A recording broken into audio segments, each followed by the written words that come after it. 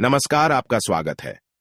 दोस्तों, महात्मा विदुर जी ने अपनी नीतियों में एक ऐसे पुरुष के विषय में बताया है जिसका कोई भी स्त्री सम्मान नहीं करती है, which means no woman respect such man.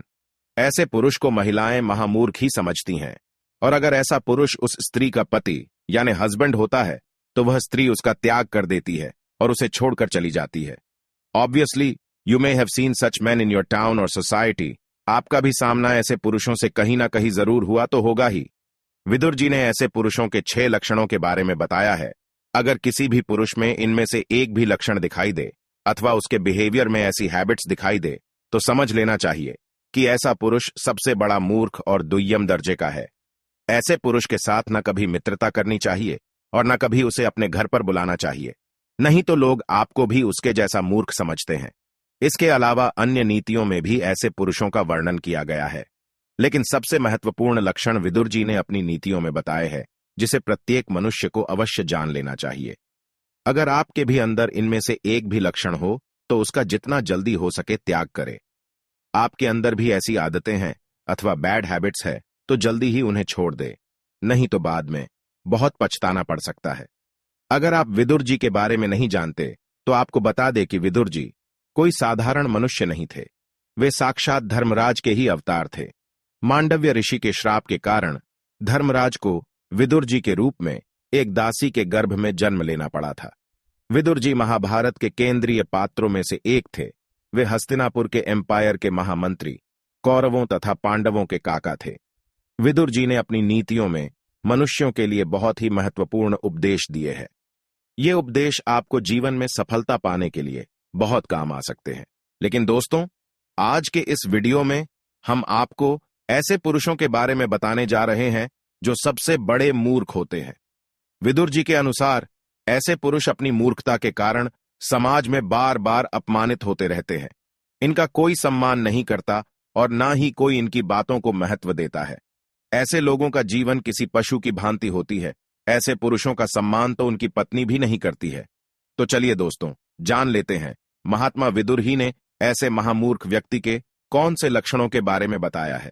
महात्मा विदुर अपने श्लोक में कहते हैं, स्वमर्थम य परित्यज्य परार्थ मनुतिष्ठति मिथ्याचरति मित्रार्थे यश्च मूढ़ः स उच्यते। इस श्लोक में उस पुरुष के लक्षणों का वर्णन किया गया है। तो चलिए जान लेते हैं उस व्यक्ति के लक्षणों के बारे में। सबसे पहला है स्त्री से आज्ञा लेने वाला। विदुर जी के अनुसार जो पुरुष स्वयं कुछ नहीं करता बल्कि अपनी पत्नी की कमाई पर राहत है, उससे आज्ञा लेकर कार्य करता है, ऐसा व्यक्ति मूर्ख होता है। जो पुरुष पुरुषार्थ नहीं करता बल्कि घर में ही रहकर स्त्री की आज्ञा का पालन करता है, उसी के कहने से चलता है और दास की तरह उसकी सेवा करता है, ऐसे पुरुष नपुंसक और हिजड़े होते हैं। इनका कोई आत्मसम्मान नहीं होता है। जो अपना पेट भरने के लिए पत्नी से काम करवाता है, ऐसे पुरुष को संसार में कोई सम्मान नहीं मिलता है। ऐसा मूर्ख पुरुष तो दूसरों की स्त्रियों से भी आज्ञा लेकर उनके कार्य करता है। इसीलिए ऐसे पुरुषों को जीवन भर अपमान का ही सामना करना पड़ता है। दूसरा है थोथी बातों पर खुश होने वाला। महात्मा विदुर कहते हैं, जो भी पुरुष स्त्रियों द्वारा की गई थोथी बातों पर खुश होता है अथवा स्त्रियों के हाव भाव से तुरंत प्रभावित होता है, वह अत्यंत मूर्ख होता है। ऐसा पुरुष स्त्रियों के हाव भाव से प्रभावित होकर तुरंत ही अपना पराक्रम दिखने आगे आता है और अपमानित हो जाता है। स्त्रियों द्वारा भड़काए जाने पर अनिष्ट कार्य करता है। ऐसे पुरुष को कोई भी स्त्री आसानी से मूर्ख बनाकर अपना काम निकलवा सकती है। जो पुरुष स्त्रियों के रूप को देखकर तुरंत ही मोहित हो जाता है और अपना महत्वपूर्ण काम छोड़कर स्त्रियों के पीछे चलने लगता है, उसे हर कोई मूर्ख ही समझने लगता है। जो पुरुष स्त्रियों के यौवन रूप और सौंदर्य को देखकर भी विचलित नहीं होता, वही वीर कहलाता है और संसार में कीर्ति प्राप्त करता है। तीसरा व्यक्ति है निर्धन होकर बड़ी बड़ी योजनाएं बनाने वाला। विदुर जी कहते हैं, जिस व्यक्ति के पास पैसा ना होने के बावजूद भी स्त्रियों के सामने बैठकर बड़ी बड़ी फेंकता है, बड़ी बड़ी योजनाएं बनाता है और गरीब होने पर भी धनवान होने का ढोंग करता है, ऐसा पुरुष जल्दी ही नष्ट हो जाता है। वह स्त्रियां भी मूर्ख ही होती है जो ऐसे पुरुष की बातों पर विश्वास करती है। लेकिन बुद्धिमान स्त्री ऐसे पुरुष के जाल में नहीं फंसती और उसे मूर्ख समझकर उसका परित्याग कर देती है। जिस स्त्री का पति ऐसी ही हवा में बड़ी बड़ी बातें करता है, वह स्त्री भी एक दिन उसे छोड़कर दूसरे के पास चली जाती है। व्यक्ति को अपने मुख से नहीं बल्कि अपने कार्य से महान बनाना चाहिए। जो झूठी बातें कहकर दूसरों से तारीफ पाने की कोशिश करता है वह निश्चित ही अपमानित होता है। चौथा है बैठे बिठाए धन पाने की कामना करने वाला। विदुर जी कहते हैं, जो पुरुष पुरुषार्थ न करके बैठे बिठाए ही धन पाने की कामना करता है और बड़े बड़े सपने देखता है, उसे सारा संसार मूर्ख समझता है।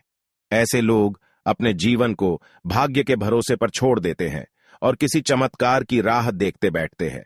शास्त्र कहते हैं कि मनुष्य को धन पाने के लिए पुरुषार्थ करना पड़ता है, अर्थात कर्म करने पड़ते हैं। सोए हुए शेर के मुख में हिरण अपने आप आकर नहीं घुस जाता, बल्कि उसे भी मेहनत करनी पड़ती है। सामने पड़े हुए खजाने को उठाने के लिए भी पुरुषार्थ करना पड़ता है। इसीलिए केवल भाग्य के भरोसे पर जीवन नहीं चलता, उसके लिए कर्म भी करना पड़ता है। पांचवा है अकारण ही क्रोध करने वाला। विदुर जी कहते हैं, मूर्ख पुरुष में यह लक्षण होता है कि वह अकारण ही क्रोध करता है। छोटी छोटी मूर्खतापूर्ण बातों पर क्रोध करने लगता है। किसी के भी भड़काने से भड़कता है, प्रतिशोध लेने की झूठी कस्में खाता है और अपनी जान को अकारण ही जोखिम में डालता है। अपनों पर संशय करता है और शत्रुओं को मित्र मानता है। और छठी बात है स्त्रियों के काम में दखल देने वाला। एक मूर्ख व्यक्ति में यह लक्षण होता है कि वह पुरुषों वाले काम करना छोड़कर स्त्रियों के काम करने लगता है। ऐसे पुरुष को स्त्रियों के साथ काम करने में आनंद आता है। जिस स्थान पर स्त्रियां दिखाई दे, ये उस स्थान पर पहुंच जाता है। ऐसे पुरुष जहां पर औरतें काम कर रही हो, ऐसे स्थान पर जाकर दखल देता है। जिस स्थान पर औरतें ना हो, ऐसे स्थान पर इन पुरुषों का मन नहीं लगता। इन्हें पुरुषों से अधिक स्त्रियों के साथ क्रीड़ा करने में खुशी मिलती है। इसीलिए ऐसे पुरुष को स्त्रियां मूर्ख ही समझती है। तो दोस्तों, इस प्रकार से महात्मा विदुर जी ने एक मूर्ख और स्त्री लंपट पुरुष के 6 लक्षण बताए हैं। क्या आपके अंदर ऐसे लक्षण हैं? तो जितना जल्दी हो सके उनका त्याग करें।